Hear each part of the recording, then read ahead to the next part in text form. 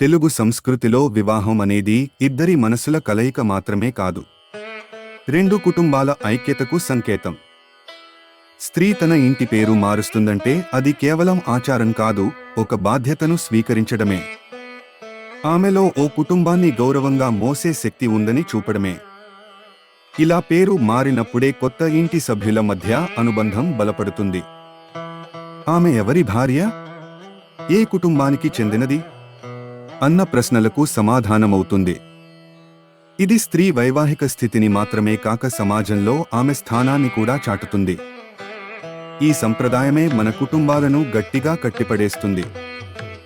మన సంప్రదాయాలు, ఆచారాలు మూఢనమ్మకాలుగా అనిపించవచ్చా, కానీ వాటి వెనుక ఉన్న భావన అద్భుతం. అందుకే ఇది కాలాన్ని దాటి నిలిచిపోయాయి. ఇది మన సంస్కృతికి పునాది, మన సంబంధాలకు మూలం. ఇలా ఒక్క పేరు మార్పుతో ఒక జీవితం మారుతుంది, ఒక కుటుంబం ఒక్కటవుతుంది. ఈ సంప్రదాయాల బలమే మన సంస్కృతి గొప్పతనం. ఇలాంటి ఆసక్తికరమైన విషయాల కోసం మా ఛానల్ని లైక్, షేర్ అండ్ సబ్స్క్రైబ్ చేయండి.